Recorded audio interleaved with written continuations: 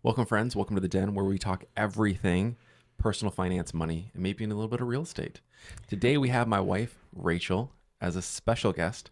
So I thought it'd be really good to talk about, as our first episode, it would be good to talk about our journey with personal finance, and also coming up, how I made $100,000 in 1 month and then proceeded to lose over $60,000 in just about 3 days. It's true. Yeah, and we were together. Well, we weren't married. Yeah, so we were dating. I'm not gonna do something stupid like that after. That was a rough time. You were still the richest person I knew. I know. It was a good month. It was a good All I month ate was for me. ramen, so it's okay. So I'm gonna start out by telling you guys a little bit about my journey with personal finance. So I think that's important to know somebody's backstory, where they currently are, and then their goals to where they're going. So to start out, a little bit about me. I've been investing, and then after we hear from me, we'll hear from Rachel. Kind of when we had our own separate finances. Before and after. Before you knew me and after. Before and after. So a little teaser, her net worth went up significantly by the time we got married. It did. You were a great choice. So thankfully, when I had a job in high school, so I worked at a golf course. I worked at the driving range and also the pro shop, which was great because I got to play golf for free. But I was making $6.25 an hour. So I worked, all throughout high school and pretty much saved up all my money. And then by the time I was my first year in my freshman in college, I had a job working with my grandpa, and we were working at Buffalo General Hospital. And I was making like $17.50 an hour or something, $17.75, which is like nowadays you're like, oh, that's not that great. But It was incredible.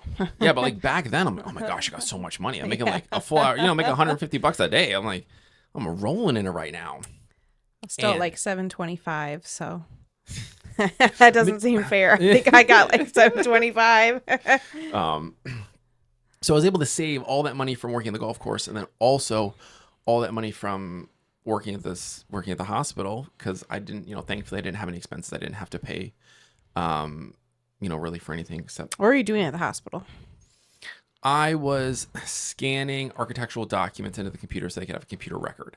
Oh, okay. So an important job, like too important of a job for them to give to me. I don't understand why they gave it to me. His grandpa was the architect, Yeah. so So he was like helping his grandpa. Yeah, pretty much. Because if they didn't hire me to come in and do it, then he was going to have to do it. But obviously, he made a lot more than I did at the time, so it actually saved them money. But it was like way too important a job to give to like a 18-year-old kid. Like that was like not a good idea on their part. So I was able to save up all that money, and I started buying Apple stock. I bought at $251 a share, and then sold right around $700 a share. So that's kind of where my journey with finances started, where I'm like, oh wow, this can actually make you money. Keep in mind, I'm just playing with money at this point. I don't realize I'm playing with money, but looking back, I'm like, I'm just playing with money. So great investment choices. Not a good mentality. Playing with fire. Hanging with fire. The story gets worse. Story gets much worse. You can see my maturity level like increase as the story goes on. And this next story is not part of that. So then a couple of years later in 2014, so Rachel and I are dating at this point. Yes, for a couple of years, like 2 years. Yes. Or a year. I've continued to dabble in stocks. Yes. Just, doing my thing. So I remember it was Medbox, and it was a winter's day. It was probably 3:45. 3:45 in the evening. I'm walking into a Sam's Club. I've got roughly $17,000 in my stock trading account, maybe a little bit more.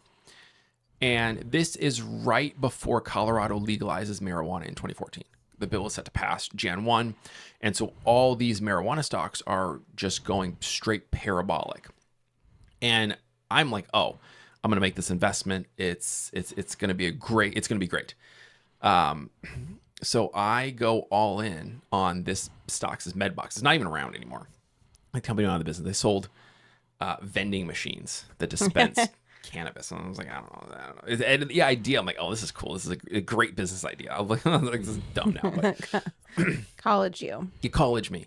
And then over the next couple of days, that it doubles. Like people are buying this. So the stock goes up 100%. So I make 2x my money. So at this point, I feel like I'm the Wolf of Wall Street. You do. I am invincible. I'm sure you can. I'm sure you can remember this. Oh, I remember the Greg of his 20s, of his early 20s, so well. Such a confident guy. I'm so confident. With shorts that were too short, but that's Not besides. true. Yes, that is. That's not true. It wasn't in yet, guys. They weren't bringing 2000s back. This is before then, where he just wanted everyone to see his thigh muscle. I don't even know what that's called. So this is the start. This is the start of my feeling invincible in the stock market. I'm like, oh my gosh, this is great. This is my calling. This is it's my calling. I was born for this. No one can stop me. I don't understand how I have not realized or not experienced and shown my gifts to the world until right now. And obviously my gifts to the world being putting money in my pocket. So I go into like looking for stocks, watching the news, like no technical analysis, no actually looking at trends, just straight up jumping on bandwagons. And keep in mind, every single time I make a trade, I'm using my entire portfolio. I'm not setting anything aside. So I remember, so this is going on for weeks and weeks and weeks. And I since have gone back to school and I'm trading during class. Like when I'm He was a guy that like aced all the tests and like didn't pay attention and would just be back there like trading stocks and just like, I don't even know, just get it. Just I was there for a good time, not a long time. Yeah, but you did great in school. And I was over there like writing all my notes and, paying attention. And like he would just be coming in like halfway through class, like eating a protein bar. It was offensive. And getting better grade. So eventually, so that account went from, keep in mind, I went from 17 to in the mid 30s. And then from there, I traded a couple other stocks. And then I'm up into the 60s. And then I'm into the 80s. And this is all over a month period. Yeah. And so I'm eating, breathing, and sleeping stock trading right now. Because I remember I would get... And protein bars. I would get in the shower before the market opened, get out of the shower, and my account would be up another $5,000. Oh, my word. So that's how you know what I was doing was crazy risky. Because it was low-price stocks with a ton of money. It's essentially, if you think of pennies, and talk about penny stocks and how dangerous that is, it was penny stocks with thousands of dollars. Yeah. So eventually, I remember it. I'm sitting in the class. It's roughly 11:30. Still trading stocks. Still trading stocks. Not taking notes. So this account run, I jump into a stock. It was, I'm pretty sure it was like Plan Day Biotech. They're not even in business. They were traded on the OTC. It was like 80 cents a share. And my account runs to $126,000, and it touches. And it's, when I say it's going parabolic, I mean it is moving hard. Like if you're into stocks, it's a pretty steep uptick where like people are just buying and buying and buying and buying. And so I'm like, 126, I should sell. Now everyone listening and every normal person would be like, oh my gosh, you've made so much money. This is wonderful. What can you do with this? They would sell. I had that thought. And then the next thought came into my mind was... Of pride. I want to buy a Ferrari. And I did not sell. And then that started my 3-day losing streak of where... So it dropped from 126 down to 116. Keep in mind, this is my... He doesn't want to accept the loss. My total stock... No. Hold on tight. Yeah, this is where the pride will get you. From 126 down to 116, I sold. I'm like, oh man, I got to make my money back, because like I can't get a Ferrari with $116,000. Like all this work's been for nothing. Like this work he's been doing, of watching the news, work that I've been doing, eating protein bars. It was fun. I mean, I had a good time. Not the last couple of days. Wait, so did you lose? I can't remember. Oh, I lost a lot. But you started with 17. I started with 17. Then I kept jumping into stocks with full portfolio, $116,000, and then it would drop. But what'd you walk away with? Or you still got this money? I know we still have money in stocks. Well, is it the original 17? No, it's not the original 17. I ended up jumping in and jumping out and jumping in and jumping out of stocks, trying to make my money back. Obviously, that didn't work because by then all the hype had left, and everything that had gone parabolic was now crashing. Like it should, which I feel like that's reasonable. And I think I ended up ended up losing about 60 grand. So I ended up with about 60. And then that's what I bought the GLI with. Okay, so then, I mean, I started at 17, I got a moved to car out of it. 60. Yeah, and then part of that money was the money that I had when we got married that we lived on. Oh, yeah. And that we paid off your student debt with. Part of it. Yeah, so we got married. We dated for about 2 years, and then we got married. And he started a business. So I was still in college full time. I had one more year. I was getting 2 degrees at the time, and so I did that in 4 years. But I had my last year when we were married. So you started a business, and I did school full time. So now that we've heard from me, let's hear about Rachel and your journey from your personal finance journey from before we got married up until when we got married. So I was the kid that like had a piggy bank, saved all my money, for different things. My whole childhood, I saved for my first car. So I had a piggy bank every quarter that grandma gave me, nickel, dime, I put in that piggy bank. And then when I was 12, I started babysitting. I also worked at my church babysitting for different events that they had. And so on my 16th birthday, my mom sold me her red Pontiac Sunfire. And it was just like danger on wheels. Like the brakes would go out. The radiator never had enough fluid because it leaked. Spent a lot of time on the side of the road. It was always breaking down. It was like before cell phones. So, when I would get MapQuest yeah, it was terrible. Like, go to random gas stations trying to buy stuff to fix the car. But anyway, so I started, so that car kind of was my first like big purchase and really only purchase. I really did save everything for that car. I was a competitive ice skater at the time, and I really wanted the freedom to go to practice by myself. My parents worked, and I just wanted the freedom to be able to go when I wanted to go. I also thought it was cool. Put subwoofers in the back. My car was louder than like all the boys in high school. Now looking back, it's very embarrassing, but at the time I thought I was so cool.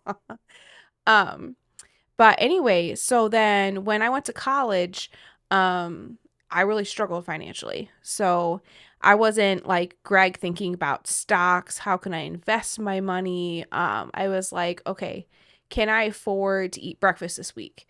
And so I bought a lot of gallons of milk with my money, ramen, the occasional granola bar, hygiene products that I needed. And then when I was in college, I cleaned for a family. They paid pretty well at the time. They're really nice. They fed me lunch too. So, but like I would get that money, and then within, a week or two, all of it was gone. And I still was lacking and like not getting all of my things that I needed. So I would sell my books in college and like all kinds of stuff. So when we got married, my parents were shocked because we'd been dating like 2 years. I hadn't graduated college yet. But they were really shocked. And so, but I was like, this is going to be great. I'm like, not only, of course, I loved him, and I felt like the Lord wanted us to be together and that we were going to serve God better together than apart. But I was like, I'm not going to have to eat ramen all the time. Like, this is like a huge step up. Buy 2 gallons of milk. Living off my nest egg. Yeah, like I can buy 2 gallons of milk, not one. Buy the, Tresemme shampoo instead of the like VO5. So, so when we got married, Greg started a business. I worked part-time. Greg was a janitor. We both cleaned toilets. Now that I look back on it, we both cleaned toilets, and he started. I had fun being a janitor. I did not have fun getting up at 6 a.m. So when we got married, so I started a business. We had a little bit of money. It wasn't a lot. It was like 10. Well, I guess depending. It's not a lot. I don't feel like it's a lot.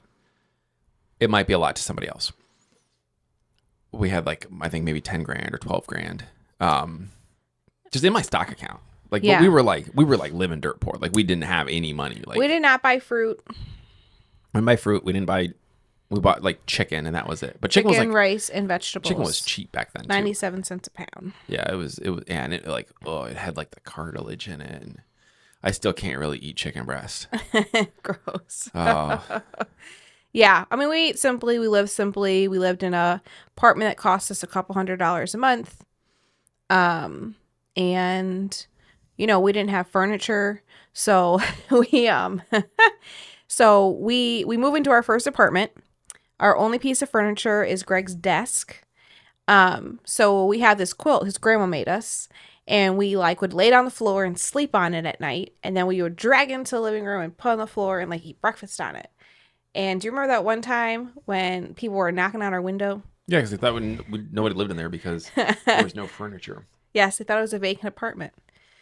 So anyway, to answer your question, that's kind of some of my journey, just with finances. And I think now that I have the ability to think so much more about it, I've learned a lot.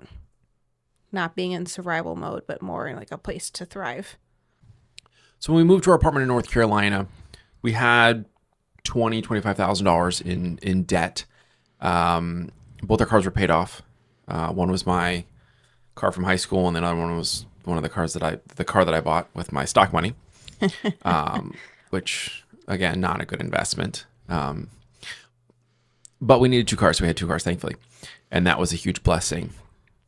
But that was kind of when we started to, I feel like between that first year of marriage when we were still like in college to moving to the apartment, and then again when we bought our first house, that each kind of had its own, it's like a different cycle for us, it seems like. Because even since we've moved here, our personal finance has grown exponentially. So kind of as the second iteration, the second cycle in our finance journey, what was something that really stood out to you when we started to take our budget seriously? Because obviously we had to pay off this debt.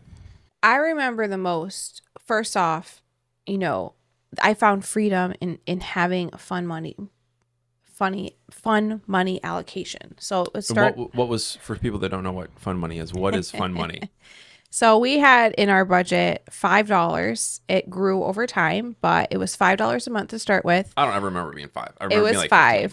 15, I know for sure. But of extra things. So this is like if you wanted a Starbucks or like a drive-through Dunkin' coffee, if you wanted to buy a book at the bookstore, at the grocery store, if you wanted like a food item that wasn't like part of our meal plan, but just something like extra and fun, which that might be extreme to some people, but that's where we were at. And so I remember finding freedom in that, because before, right, I didn't have enough money to even get a Starbucks. Well, from the outside looking in, that probably looked really restrictive. It did look restrictive.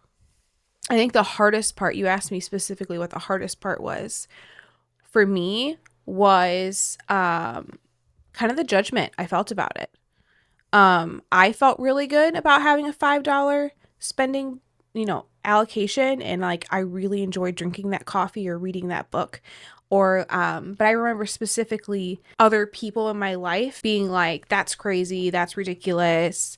Why when we, when you go out to eat, can you only order like a taco and a water or just like a margarita?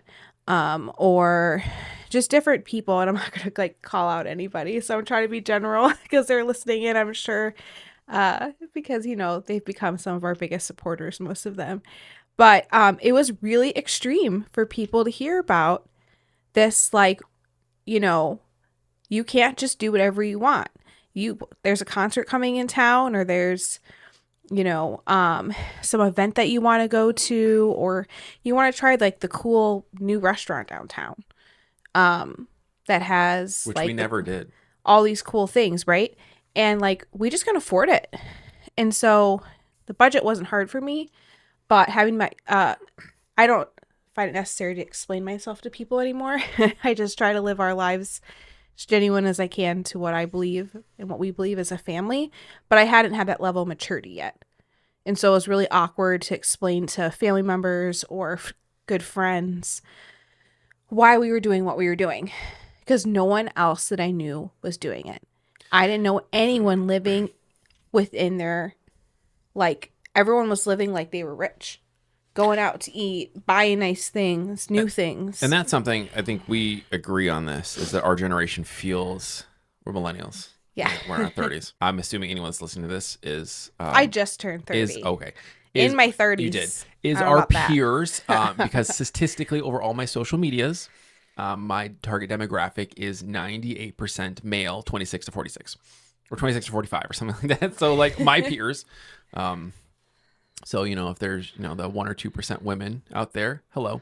Welcome to our podcast, ladies. Welcome. Hopefully we grow that part.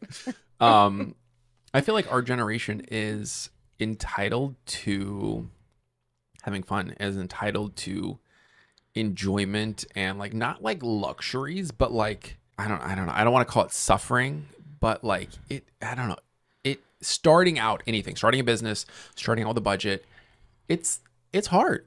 And I want to borderline say it's like you got to suffer a little bit, but like, what is your goal in mind? And it's like, do you want to be in debt forever?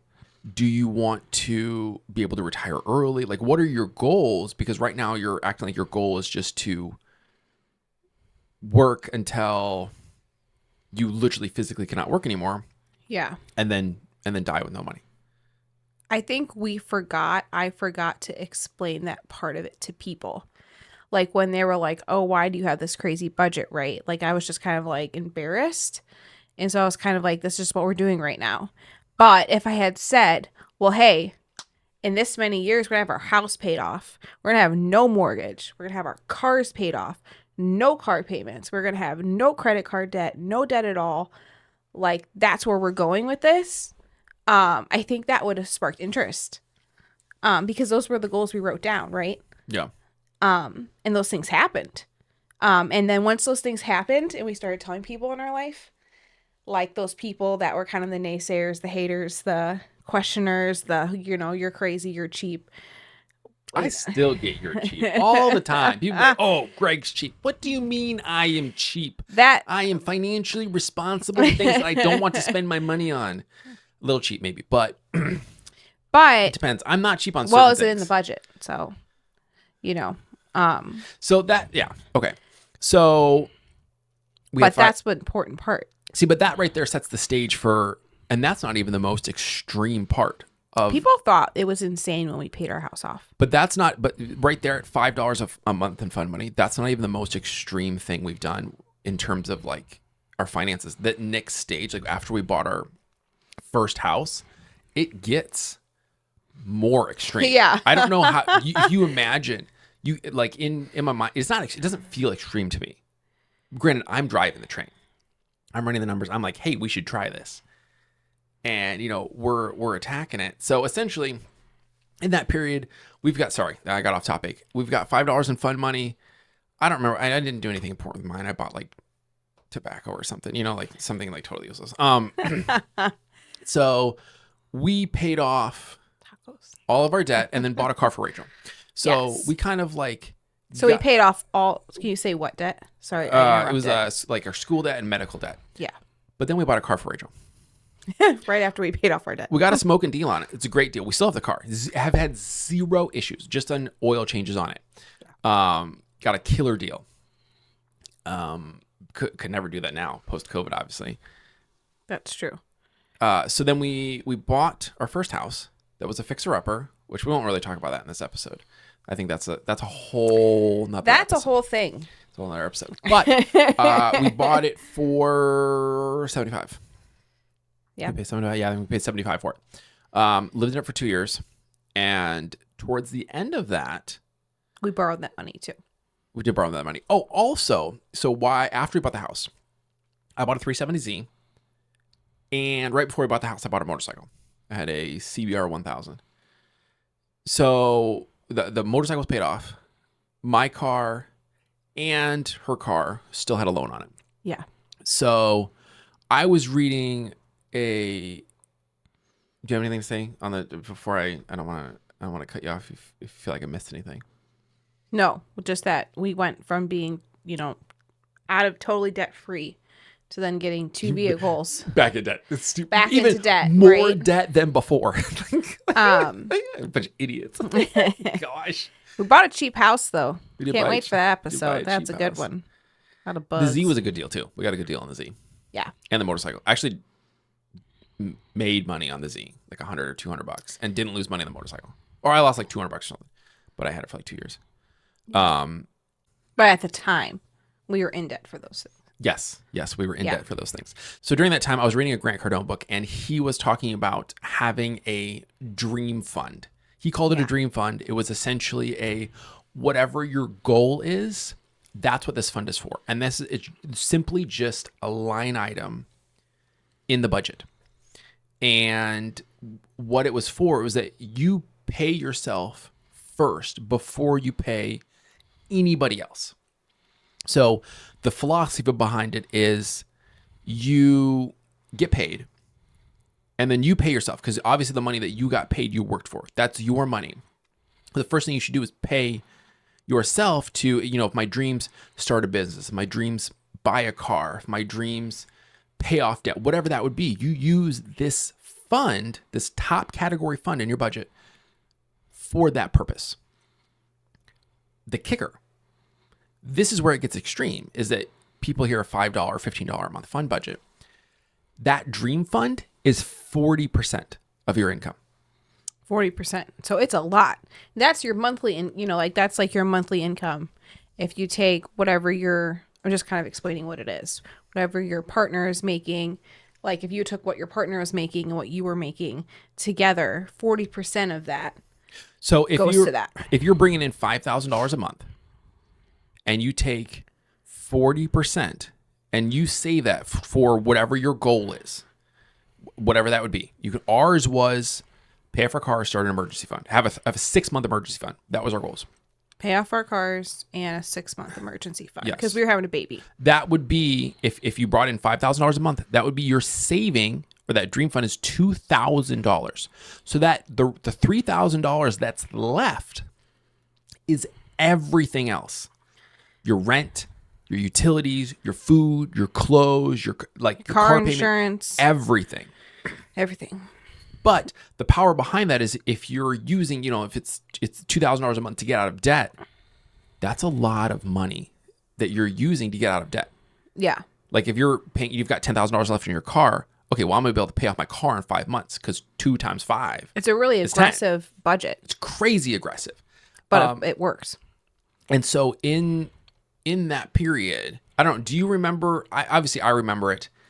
I'm sure I remember it differently. I remember it being like, oh, it was tough, but like this was great. I think at the time we were saving a pretty, it was a decent amount. 40% was a decent amount. It wasn't like a tiny amount.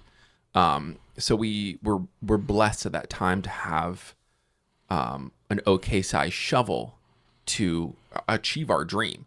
But what do you remember kind of during that period of essentially like the third phase of our tightening the budget again? Tightening the budget again. That's how it felt. Like we still the same fun money budget, but first I think it felt hopeful. You asked me how it felt. I would say hopeful because I really wanted to be out of debt. The idea of owing nobody any money. No one could come take my car. No one could, if we had an emergency, right, with the baby, some medical thing happened or just like something happened, like we'd be all right. Like the security in that. I was really excited to have that in my life. Well, because I never had that before. We put we put dreams in the dream fund. And so you're like, this is a dream. I'm going to do what I can to get there because it's a dream. It's not just like something that I like kind of want. Like this is what I really want. Yeah. Yeah. And in my college years, I already shared, I didn't have any financial security. I wasn't in a place where I was getting all of my food needs met, all of my hygiene needs met, all those things. And so the idea of having an emergency fund for me was so exciting because that meant never again was I going to be like trying to find the absolute cheapest deodorant because I could not afford the one that was 5 cents more. Or I wasn't going to be eating only highly processed like ramen and foods like that. Like I could afford like, I don't know, like just in an emergency, like it felt like for the first time in my life, we were really moving somewhere free. Yeah. That was, I think, the point, having that dream fund. It really propelled us. I feel like it really... Because it was the difference between surviving and thriving. Exactly. That's what I was We thinking. had been surviving. What I meant by the deodorant, I'm thinking back now, and the processed food was for a very long time, I was just trying to survive my finances, survive, make the payment, get through the month, do okay. But when we started talking about like an emergency fund, like that's like, we're able to buy not processed superfood. I'm able to buy deodorant, no problem. And if something bad happens, it's okay. Yeah. Financially, it's okay. You know? You could be focused on the actual problem. We can pay for it. Not the money behind it. If we, if a deer hit our car, like, we can be most worried about each other and not, oh, we don't have a car anymore. Like, that's what an emergency fund is for. Yeah. You know? So, kind of like the actual technical aspect behind the Dream Fund. Or what, I know these, because we talk about it and it's rah up in the, like, what does it actually look like and what did we do kind of throughout that period? And honestly, it was only like, it didn't take that long because we made a lot of drastic changes all at once because we're like, hey, this is our goal. How are we going to get there? As soon as possible. Yeah. So, do you remember what we did? I don't. You don't. I do. I'm not sure which thing. She was, because did you hear her say earlier when she was marrying like, Greg was an adventure. Did you hear her when she said, oh yeah, so if something happens, my car's paid off and, I don't have to worry about losing it. Well, you get to keep yours. I lost mine because I sold mine and the motorcycle to be able to pay off her car. Thank you. You're welcome. It was worth it. You worked from home. I did work from home. Though I appreciate your sacrifice. I drove to work. Now, you could have let me drive a sports car to work. I would have looked great. We could have. So the dog didn't fit. After we made that decision to save 40% of our income, and we had to rework our entire budget. Like, we fit everything in that bottom 60% because we paid ourselves first every single month. And we did it 1 month, and then the second month I was like, hey, we need to sell my car. We need to sell the motorcycle in order to pay off her car. I was like, we're just going to go down to one car. We don't need two cars. It's, I want to get out of debt ASAP. Yeah. So we took what money we were able to save, paid off my car so that way I could sell it because I sold at private sale. And then obviously that money came back when I sold the car. This was Greg growing up. So just to reiterate, just because I'm thinking right now. So we paid off my car. So, and then I sold my car, which was more than what we paid it off for. Then we took that money, plus the money that I made from the motorcycle, which essentially I just got my money back out of it, paid off Rachel's car, and then started our 6-month emergency fund. Yes. And that same emergency fund we still have today. Yeah. So started it, and then we ended up saving, like we continued the 40% until we hit our goal. I think our goal for emergency fund was, I think at the time it was I think it was like 14,200 or something. Like that was this is our goal. I mean, since then, that was for 2 people at the time without a kid. Yeah. Since then it's increased, not by much. I probably should up it another 25%. It's not a bad idea. I'll look into that tomorrow. I'll put it on my to-do list. That I would say that's more. It doesn't sound. Now that we're talking about it, doesn't sound more extreme than $5 or $15 a month in fund money. But to a lot of people in our life, this was so upside down. Like, I remember different friends' husbands or different family members being like, how is Greg going to sell his motorcycle? Like, he should be able to have a motorcycle. Like, that's so fun. And he just, like, he's entitled basically to have this motorcycle. And the funny thing was, I never ever brought up to him selling his motorcycle. This was like Greg on his own, figuring this out for himself. Like, it was all part of us, like, growing up. It made together. The most sense if you just write it, if you take the emotion out of it, selling my car which I'm pretty upset about actually, because I've just found out It was a really cool car. I still think about it. I found out this year that the kid that I sold it to, idiot, wrecked it.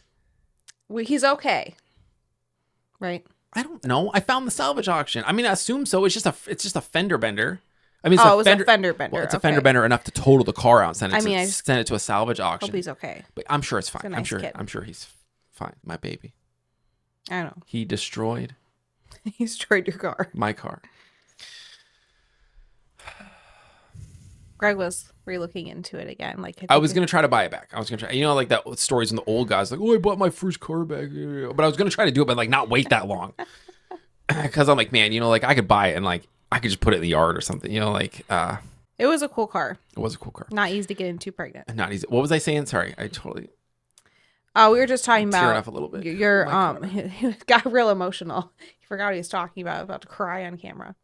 We were just talking about how, you know, it made more sense to sell those vehicles and pay mine off. But, you know, to the people in our life, once again, that sounded like that we were crazy, that Greg should have his motorcycle because he's in his 20s. And that's what guys do in their 20s. And he was kind of like, okay, that might be like, and he had a great time. I mean, I know you had a great time on the motorcycle. Parts of it weren't great. It was raining a lot. It was cold. It was cold. Dangerous too. It's not like motorcycles are dangerous. Like, yeah, it was cool to have one, but also at the same time, do I miss it? No, I don't even know a bike right now, like, or bicycle. Bicycle. But you know, at the time he was like, but I want something bigger. Like, this seems fun right now. And I think that's a big thing is right now, all this, like, in our generation, all this, like, entertainment, having stuff, being able to go out, spend money, like, YOLO, do whatever you want. But then it's like, it's even more exciting when you talk about, what do I really want 5-10 years from now? Like, what are my big goals? Because you can have those things. Now that I'm thinking about it, because our people our age are probably now buying nice furniture because we priced out the short-term rental and an Airbnb. Sorry. And that was cheap furniture, and it was, you know, $3,000, $3,500, $4,000. Yeah, it was 37. Okay, so let's say you're gonna spend to furnish your house nicely with, like, not cheap IKEA furniture. Let's say you spend $6,000, $8,000. I don't know what furniture costs. I don't know. We did buy these. These are new. These chairs are new for the podcast. This is the only furniture people we've ever purchased outside of Greg's desk. But thank you. These people's trash. Yeah, these are from IKEA. These aren't people's trash. But like, what is that? It physically, it costs you. Let's just say, for an example, $6,000. But what dreams are you sacrificing to get there? Like, for what other, if you use that money for this, you could have invested that money. You could have used that money for, you know, potentially a down payment on a piece of property or something to, you know, flip and make more money, or starting a business or whatever that would be. Paying off debt. What is that entertainment? What is that status value actually costing you? Because are you or is our generation buying these things or doing these things to impress people that they don't even like? Yeah, it's just for your Instagram story. Is it for people you don't even talk to? Like, for them to think like, oh, you have all these like nice things, like they must be cool. Just, you know. So, but during that, so you're saying that people say people are telling you that that's crazy, yada yada yada. No one ever said, like, I've just always been cheap. Greg's cheap has never changed. Even now, they'd be like, "Oh, Greg's cheap." I don't want to say it cheap. I think cheap is not the right word, because I feel like you're actually generous to people in our life. But I think that we don't buy things that we don't need. For example, one year for Christmas, we had a really tight budget, and because we were saving for something, we had some goal in mind. We had a goal in mind, right? And we have really young kids. We have a 2 and a 4-year-old, soon to be another in a couple weeks. And at the time, we had, I think, like a 1 and 3-year-old. Charlotte and Evan. And we took all the boxes from our flip, like the refrigerator box, the Vanity box. That vanity box. vanity box. That was a hit. Yeah. Or like the stove box too. I forgot. But for Christmas, like the night before, we like cut doors in the houses and windows and I don't know, colored it. And I do remember that. People were like, "Oh, that's all you got him was a right, box." yes, all you got was a That was box. so cheap. But I'm like, okay, well that box is a $1,400 vanity, and I don't remember. I don't see you That's spending expensive box. $1,400 on a box for your kids. It just the vanity happened to go into a flip, but I still had to spend that money. They loved it. I mean, we got that, and then we got our toddler, our 3-year-old at the time, some ballet shoes, and then she needed some new running sneakers. And they had the best Christmas ever. They crawled through those boxes. They did the windows. We spent our whole Christmas day and months after until these boxes were totally dilapidated. And, I think things don't really necessarily buy happiness. And you can find joy, and our kids can find joy, and we can all find joy in the simple things in life sometimes. Because if we had spent $1,000 that Christmas, we wouldn't have made our goals. Yeah. That was not in the budget. And our kids wouldn't have been any happier with those extra things. Yeah. They didn't care. So I feel like that, so kind of leaving our first house, again, like I said before, I feel like every time we like move or buy a new house, it's like there's definite transition cycles when it comes to our finances. Yeah. Do you feel like the cycle that have been in since we moved here is different than when we left North Carolina from our first house? This is the second house we've lived in. We've bought 7. I think 7. We bought 7 for flips and rentals and things. Yeah. So what was the question again? Do you feel like this kind of I would say this would be the 4th cycle that we're in our finances. Does it feel different? I mean, I know for me, it feels I feel significantly different because my financial IQ has gotten substantially higher than in the past. I feel like even when we were in North Carolina, I was just kind of just like flying by the seat of my pants because trying to figure it out. Right before we left was the first time I read Rich Dad Poor Dad, and that was the first financial book I'd ever read. Yeah. And since then, I've read not that many. I'm not gonna pretend like it's that many. It's probably only like 25 or so. But you also have a mentor and stuff like that. This is true. I do have a mentor, but that's not personal finance related. That's business related. That's true. But that has helped our finances. Yeah. I do think that, yes. Sorry, I interrupted you. No, go ahead. I want to hear about your kind of the 4th cycle, because I think, kind of follow the whole progression through on like where we started, kind of where we currently are, because, I don't take financial advice or even consider financial advice from people that I wouldn't trade finances with. Like if you're broke, I don't want to hear what you have to say about money. If you're a terrible stock investor and you're not doing technical analysis and you're risky and you're just making YOLO plays, I don't care what you have to say, because it doesn't matter. It doesn't matter, because I would never consider your investing strategy. That's to me, that's gambling. Like I don't care what you have to say. So I think it's important to follow the whole progression on like, hey, this is where they are now, because if you can find somebody that's farther, if you can find somebody like, hey, I want to do this, and you find somebody farther down the road than you, then you kind of have a light in the distance to be like, oh, they're there. They've been where I am. Yeah. I can do that. Yeah. I know that there's a path from where I am to where I want to be. I don't know what that looks like, but there is a path. Like that path is dark right now, but somebody's up there lighting the way, which is exactly why I have a mentor, because there was somebody that where I wanted to be versus where I was. I was like, oh, it's going to be way quicker for me to be like, I have this problem. You've been here. How do I fix this? And then just be like, oh, this is how you fix it. And then be like, oh, well, that was actually a really simple problem. I think for me, so our first apartment, we were paying $400 a month for it. We were in a lot of debt, so it still felt like we were surviving. Then our next apartment, when we moved to North Carolina, we we're still paying off debt. So it still felt like a place of like survival, not of thriving. Just trying to looking ahead to see where we wanted to be financially, but still struggling to make sure we were paying off all that we owed. Then our third place we lived was the Fixer Upper. That place felt like we were starting to thrive. There was so much hard work that went into that season. And we'll get into future episodes about how hard that season was for us because we were working so hard to flip while working full time. Then this house that we bought, this house, I think I felt financial freedom for the first time. We paid for it in cash and it was done.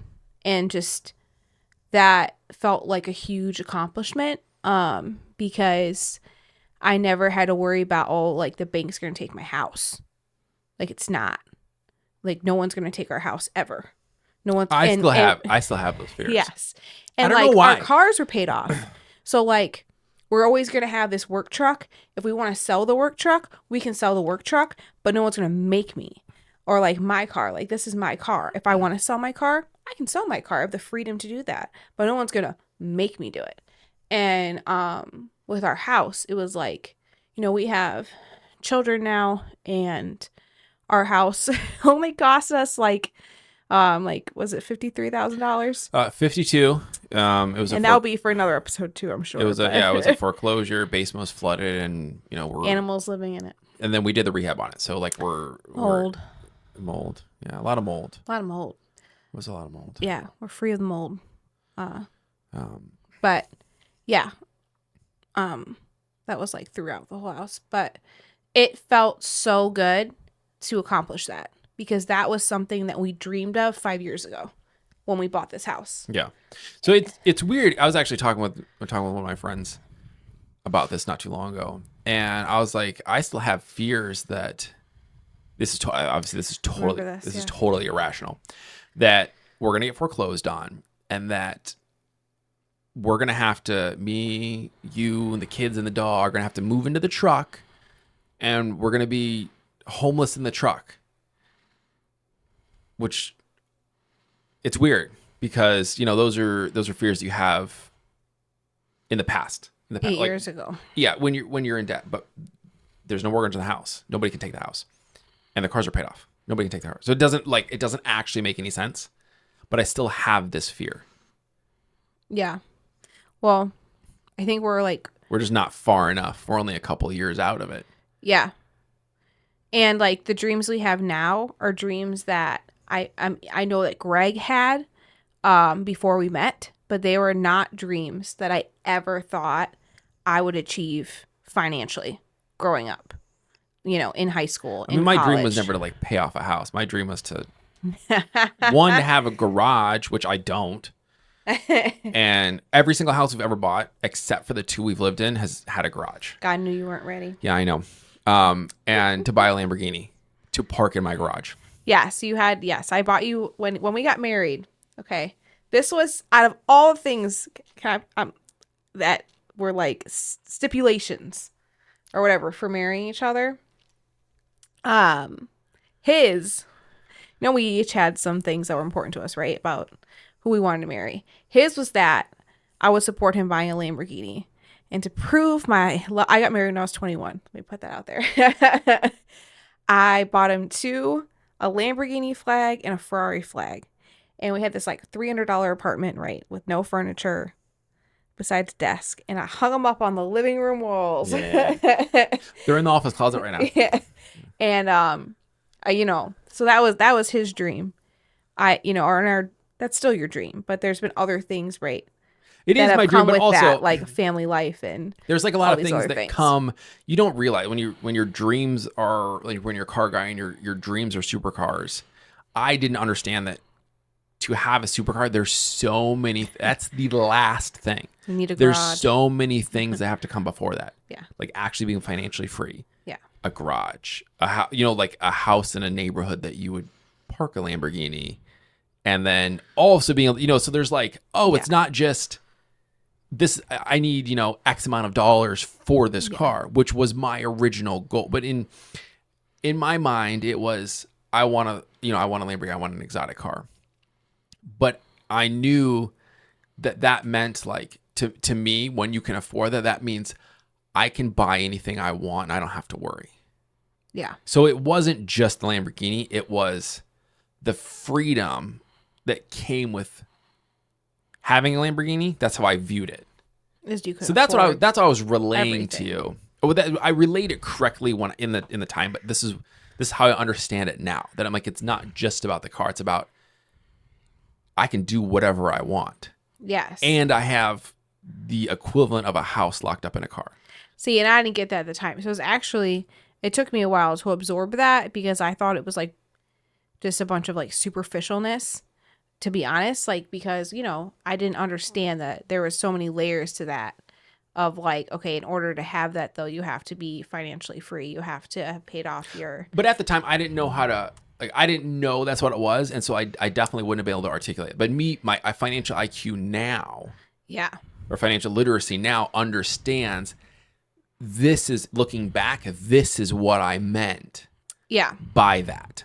I kind of forgot we're on the podcast. I think we were just talking. I thought we just felt like we were just talking about goals. Goals in our life together. Yeah, which is we talk about business and talk about goals actually quite often. Yes, we do. We own businesses, so. So this iteration, so to get back on track, sorry, a massive tangent. To get back on track. So do we have a budget now? We have a budget, but I think it's something that this year we really need to like hone in on again. We don't have a budget. No, that's true. We don't. But here's the funny thing. Okay. We don't have a budget, but not anything has changed because we got in these habits. Nothing has changed. I don't, we have a community free page where people post things and give things away. That's where most of our clothes come from. Still, we give a lot of things away. People give us things. That's been a blessing in our community. And with our kids, like we're pretty minimal on. We buy them everything they need. They also are blessed with grandparents and things. And so, but we've talked about like, okay, maybe we should, we are going to, I think, sit down and make like a grocery budget. You want a budget so you can feel free again. I don't have to think. I don't have to think about it. I just don't really. I spend money on business things, but I don't spend money on other things. Yeah, I would say that because, we haven't been like blindfolded all year. We still look at our finances. We still talk about them. We still look at what we're purchasing. All our purchases are pretty much the grocery store, medical things, gas for our car. It's still super basic. That is the only thing we spend. I was actually just looking at this. I think my husband and I have gone to maybe 3 restaurants together this whole year. We do a lot of dates at home. We have gift cards. Most of the time we have gift cards. And people, give us gifts as gift cards, and we actually like save all those. So, that mentality has stuck with us. I do think now that, we've talked about though this year, like I would like an overall like, grocery budget and, just like getting back on track. Yeah. I was thinking about clothing and stuff, like I said. I check the statements. So we don't have like an actual budget. Like this is what the money comes in. This is what we're allocated to spend because we do pretty good job. But we do spend. It's legitimately Aldi, TJ Maxx. Yes. And that's where you get hygiene products. What else is there? Gas. There's a grocery store here called Wegmans. They have things that like an Aldi is not going to have. Yeah, but it's Wegmans. The spending at Wegmans is so marginal compared to everything else. Yeah, it's really mainly Aldi. Like when you look at the statements, it's Aldi. We like 70% Aldi. Yeah. No, we just spend so little money everywhere else. That's you've got $800 worth of expenses every month, or $600 of it's food or something. So all that to say, we still know what money is coming in. We still know what money is going out and where it's going. I just think it would be interesting for us just to sit down and really just triple check that She's been asking me for a budget. Like I need a budget. I haven't. I'm nervous without a budget. She can feel like she can spend whatever that allotted is. Yes, freely. Well, because we've gotten to a season where we're buying bare minimum groceries for a really long time. Now we have young children, so, I want to buy, and I do buy like more produce. Like we buy more fruits, more vegetables. That's more expensive. Our 2-year-old drinks endless amounts of milk, full milk. It does. So essentially, we have gone from being really, really frugal with a really tight, tight budget, but like just a strict budget. An intentional budget. An intentional budget. I think that's a better word for it. I would say intentional is better. Intentional budget. No one made us. Yes. We wanted to. We, like in everything else in life, we choose the hard road every single time. If there's like, oh, this is going to be difficult, but it's going to get us to where we want to be, or this is going to be easy and we just like, we might get there, but we might not. We every single time choose a hard road in every single aspect of life. Yeah. That is true. So I think obviously I think in the end, I think we kind of rambled a bit, but I think to, kind of like put a summary on it, there's light at the end of the tunnel. Like even, even if you're not budgeting right now at all, and, you're listening to this, it's not going to be very fun for a while. Like it is going to be fun. It will be rough, and then it will become part of your lifestyle. And then it will become, I'm doing this for my goals. And that's the enjoyment in it. Yeah. And then you'll come out the other side stronger and better. And have accomplished really big things that were important to you. Yeah. Like saving for retirement, paying off debt.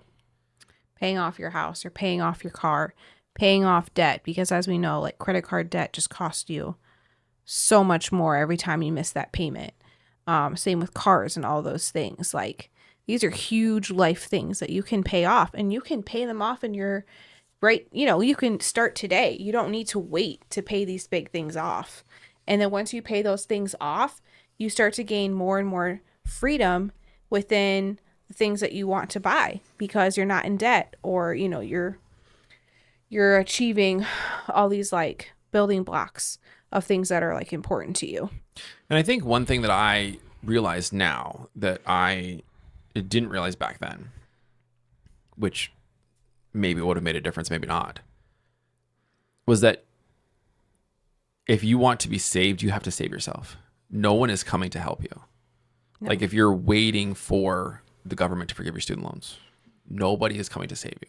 Or the lottery. If you're waiting for the lottery or to make it rich in the stock market, because in the stock market, if you are not a Wall Street trader, you're considered dumb money. Like you don't control enough of the market to consistently make big returns. So essentially you're trying to gamble. And, obviously the stock market's great. We've got stocks. But if that's like, hey, I've got to turn this 10 grand into 200 grand to get to where I want to be, I hope it works out for you, but that's a 20x. That's tough. You got to build some, you have to build some skills to be able to make the money, whether it's flipping houses or whatever. You have to come and save yourself. If you are in this position, you have to get yourself out of it. Yeah. And it's your fault you're there. And it's like a tough thing to hear. Yeah. But it's true. It really is true. Like if you're in debt and you're in debt, you've got car payments, you're struggling financially, and you've got time to watch Netflix. And you got time for a side hustle. Yeah, you got time for a side hustle. Or for a budget. You definitely got time for a budget. Yeah, there's so many things that you can do to control your outcome. Yeah. You have to pick the person that you want to be and think, what would that person do? Yeah. And then become that person. So Rachel, what advice would you have for a couple struggling to get control of their finances? I think a really good place to start, like I'm like a very practical person, is, if you're wanting to get out of debt, and move from a place of surviving to thriving, I would say for a month, either you, or if you happen to have a partner or a spouse, whoever you're sharing your home with, take all those. I know none of us print receipts anymore. Take all the receipts for a month, and both of you commit to like every 7-Eleven trip, the gas station, the grocery store, Starbucks, the mall, wherever you went. save all those receipts, and then at the end of the month, put them in a big pile on your table and add up what you spent and break it into categories of where the money went. Did it go to groceries? Did it go to fast food? Did it go for takeout coffee? Did it go to maybe you have things like maybe you buy lottery tickets every month, or maybe you buy about lottery tickets. like whatever it is that you're buying. I have no idea, right? Maybe it's your subscription for your razor or something. I have no idea. But whatever it is that you're buying, right? Then look down at that and see where your money's going. And then start from there. Start the conversation with either yourself, if it's just you, or with your, with your partner, with your spouse, saying, okay, like, let's talk about this. Let's not avoid the topic anymore. Let's be vulnerable with each other. Let's be kind. Let's have this hard conversation. And like, what do you want out of our finances? Find out what your goals could be. Because if you're working together, if you're both, instead of like, he is on one side of the rope and you're on the other side of the rope and you're like tugging back and forth, like, but I really want to spend money on this, but I really want to spend money on this. Instead, coming on the same side of the rope, both pulling as hard as you can and deciding, not making each other the enemy anymore, but deciding like, we're a team, we're going to accomplish this, we're going to get it done. Put all the other stuff on the other side of the rope, all the debt, all of the mismanaged funds or spending, or, maybe you have even like addictions or something that, you're spending a lot of money on that you don't even realize, right? And instead, you together have a vulnerable conversation and pull together and just take that stuff down. And it feels really empowering to do that, really powerful to do that. It's a great feeling to say, in 3 months or 6 months, I'm going to have an emergency fund, or in 6 months, we're going to have this car paid off, or, in a year from now, or 2 or 3 years from now, whatever it is, we're going to pay off our house, or, whatever that goal is that you have. Maybe you want braces as an adult. I mean, seriously, whatever it is you really want, that can happen if you're willing to put the time in and the work and the grind in, and believe in each other. And it's like, just make it a team effort. I think that's good. Okay. That's good. So just keep in mind, we are not financial advisors, and this is not personalized financial advice. It's not financial advice at all, because we are not licensed financial advisors, and even if we were, we are not your financial advisors. So this is just the commentary of our personal life, and this is just for entertainment purposes. Be entertained. Being entertained. But anyways, Rachel, thank you so much for joining me. Of course. Sometimes I'm going to try to have her back on. Yes. So we'll see. I don't know. We're filming this pretty late at night. It's really late at night right now because we got to do it after the kids go to bed. But yeah, we're going to have Rachel back. Sometimes it'll be just me. Sometimes it'll be other people. But we're going to try to have Rachel on for a bunch of them. And just talking about finances and just trying to encourage you on your journey. Yeah. Thanks so much for tuning in. Catch you next week. All right. Have a good night.